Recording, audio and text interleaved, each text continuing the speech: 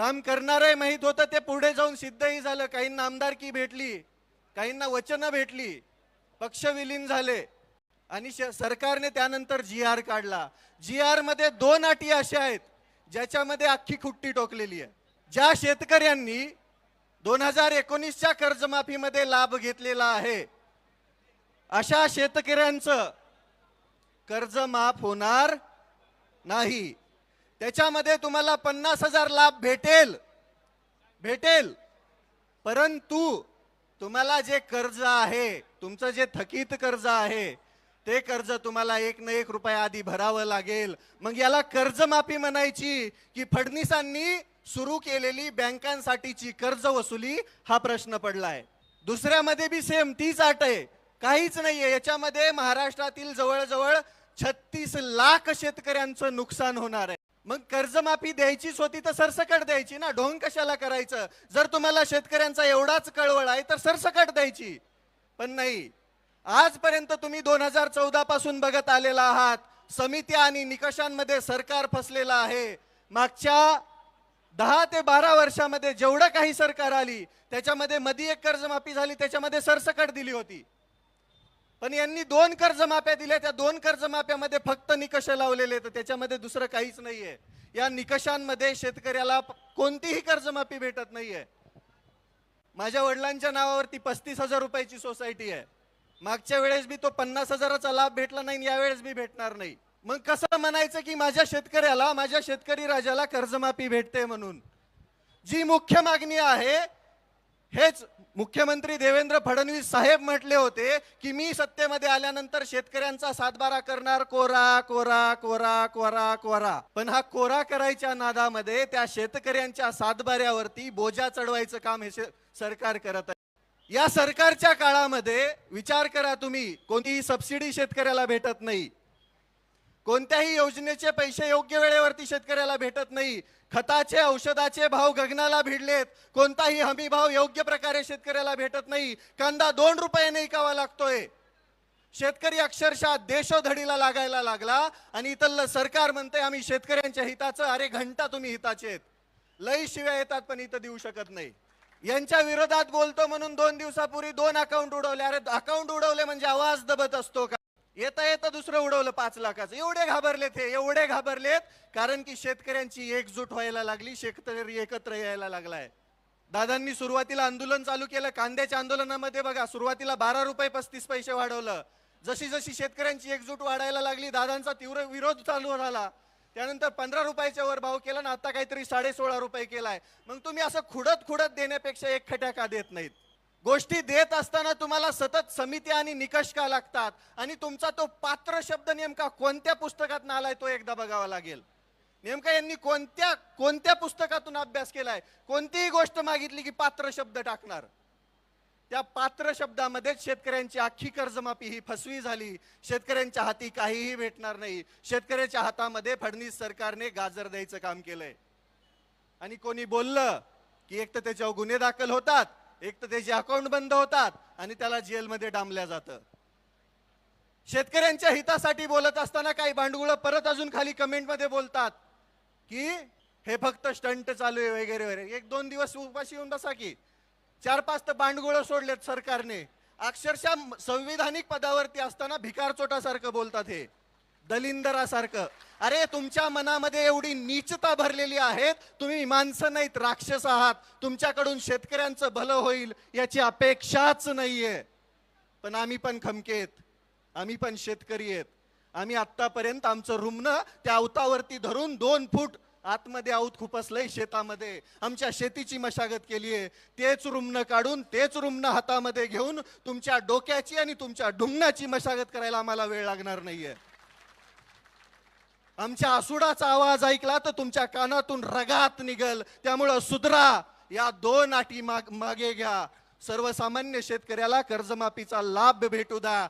बँकांचे वसुली एजंट असल्यासारखं वागू नका, अन्यथा याचे परिणाम संपूर्ण महाराष्ट्रभर दिसतील. आज ही वज्रमूठ एवढी मोठी होईल की या वज्रमुठीने तुमच्या डोक्यावरती प्रहार केला तर कुठे पाताळाला जाताल समजणार पण नाही.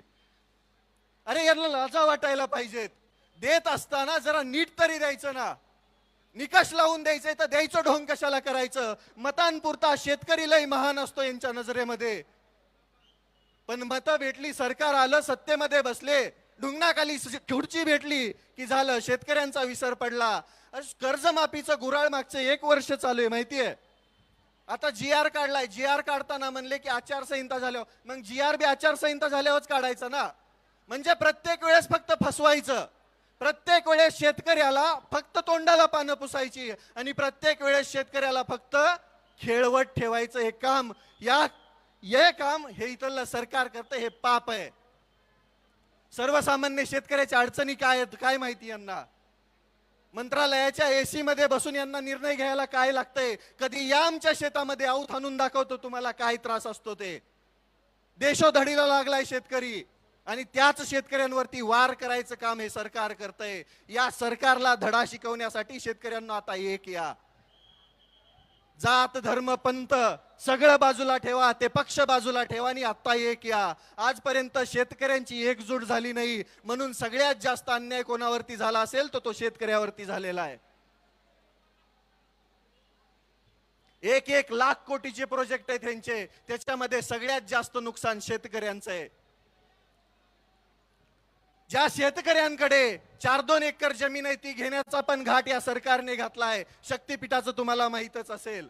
ज्याची आवश्यकताच नाही, ज्याला समांतर महामार्ग आहे, तरी पण यांना तिथं घालायचं आहे, कारण की सरकारनं शेतकऱ्यांच्या जमिनी घ्यायच्या, त्या कॉन्ट्रॅक्ट मधून पैसे कमवायचे आणि शेतकरी देशोधडीला लावायचा.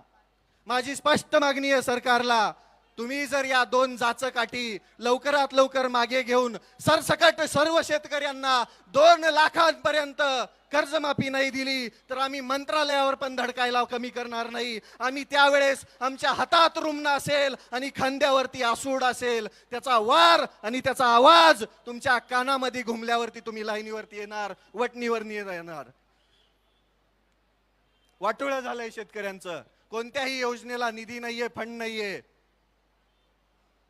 सर्वसामान्य शेतकऱ्याच्या आता पेरण्या तोंडावरती आहेत, बियाणं व्यवस्थित उपलब्ध नाहीये. या वर्षी तर दुष्काळाचं सावट आहे. खुद मुख्यमंत्रीच म्हणताय की 1950 सारखा दुष्काळ पडणार आहे जणू. मग याच्यामध्ये शेतकरी कसा जगणार नेमका? त्याच्या डोक्यावरती कर्जाचा डोंगर असताना तो सर्वाइव्ह कसा करणार, जगणार कसा, आणि तो पुढे त्याचं कुटुंब कसं जगवणार, हा प्रश्न आहे शेतकऱ्यांच्या पुढं. काही नसतंय, सर्वसामान्य शेतकऱ्याच्या हातामध्ये काही सुद्धा नाहीये. बियाण्यांपासून ते विक्रीपर्यंत सगळं काही सरकार ठरवणार आणि ज्यावेळेस माल येतो त्यावेळेस पण त्याचा भाव बी सरकार आणि आडते व्यापारी ठरवणार. शेतकऱ्याच्या हातामध्ये धतुरा कायमस्वरूपी तेच लागत आलंय.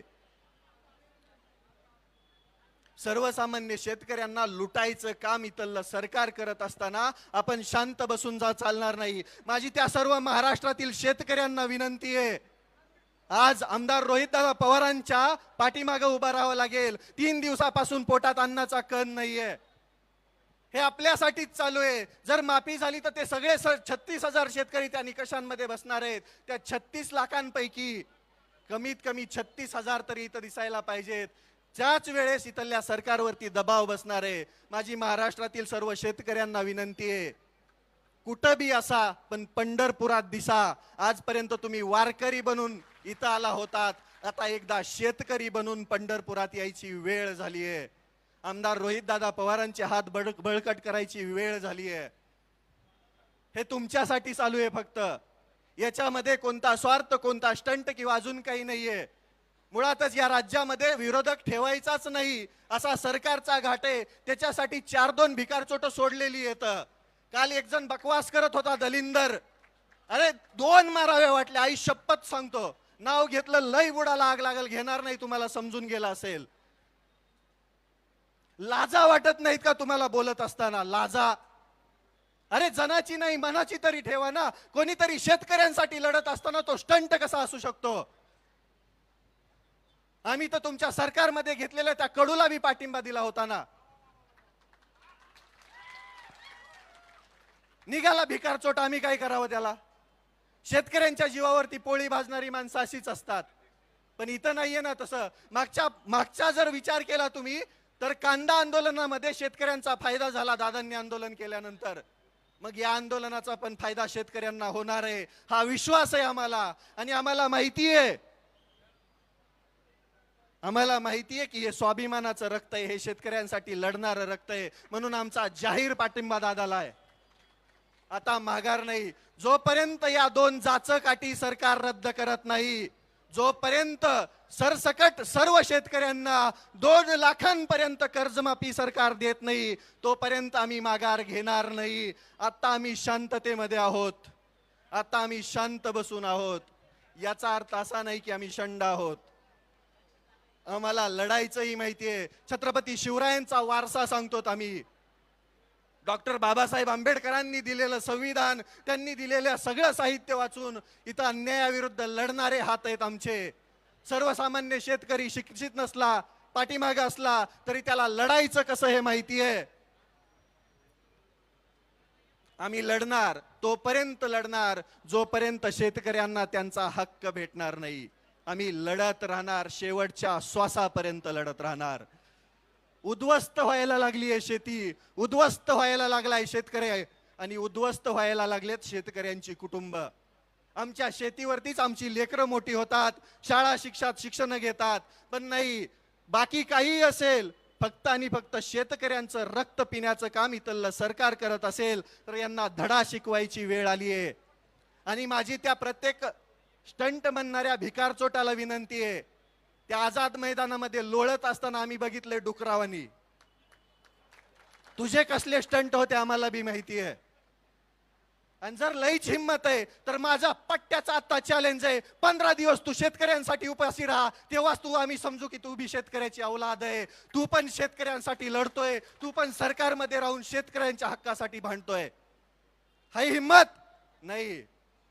सत्तेच्या वळचणीला बसणारी ही बांडगुळ कधीच सर्वसामान्य शेतकऱ्यांचं हित बघू शकत नाही. आणि जो शेतकऱ्यांसाठी लढतोय त्यांना पाठीमागं ओढण्याचं काम इथली हीच बांडगुळ करतायत.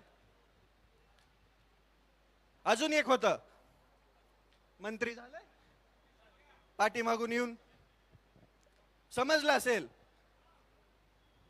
म्हणे शेतकऱ्यांच्या नावाने वोट बँक. अरे वोट बँक तर तुम्ही चोरली शेतकऱ्यांची, शेतकऱ्यांना खोटी आश्वासनं देऊन. आणि प्रत्येक वेळेस राजकारण नसतं, कधी कधी समाजकारण आणि शेतकरी पण असतो, तो बघा. आणि इथून पुढे शेतकऱ्यांवरती कोणी अपशब्द बोलत असेल, शेतकऱ्यांना मागं ओढत असेल तर त्या भिकारचोटाला धडा शिकवायचं काम शेतकरी करेल. इथून पुढे शेतकऱ्यांना कोणी बोलायचा प्रयत्न करेल, मागं ओढायचा प्रयत्न करेल, शेतकऱ्याला नीच दाखवायचा प्रयत्न करेल तर तिथल्या तिथं त्याला धडा शिकवला जाईल. त्याच्या डुंगणावरती चाबकाचे आसुडाचे वार उमटवले जातील. ही वस्तुस्थिती आहे. लढावं लागेल राजांनो. ज्या सरकारला आपण स्पष्ट बहुमतामध्ये निवडून दिलंय, आता कसं निवडून आले ते तुम्हाला बी माहिती आहे. पण ते निवडून दिल्यानंतर आपल्यासाठी काम करायचं सोडून हे स्वतःची घरं भरण्याचं काम करतायत. आणि ही घरं भरत असताना आपल्याला लढावं लागेल, कारण की या राज्यामध्ये विरोधी पक्षनेता आपण ठेवलेला नाहीये. आपली चूक आहे ती. कधी पण मतदान देताना निम्म देत जा. इथून पुढे म्हणजे आपले हक्क मिळत असताना निदान विरोधी पक्षनेता असेल.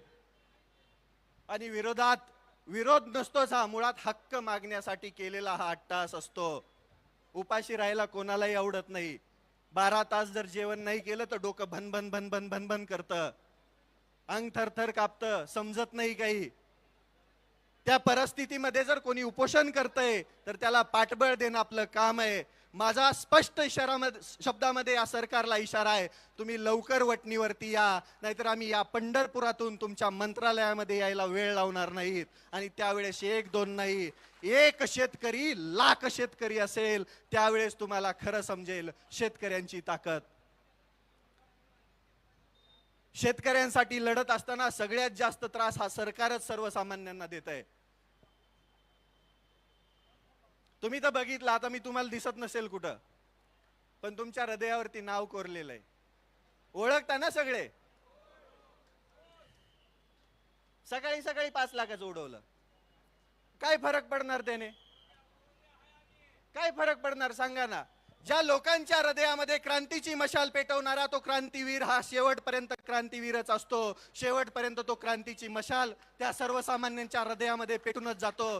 त्याच कर्जमाफी, फसव्या कर्जमाफीच्या विरोधामध्ये क्रांतीची मशाल आमदार रोहितदादा पवारांनी पेटवायचं काम केलंय. आमचा त्यांना जाहीर पाठिंबा आहे. तुम्ही सर्वजण कायम. दोस्त हो, रविराज साबळे यांनी खणखणीत असं भाषण केलेलं आहे.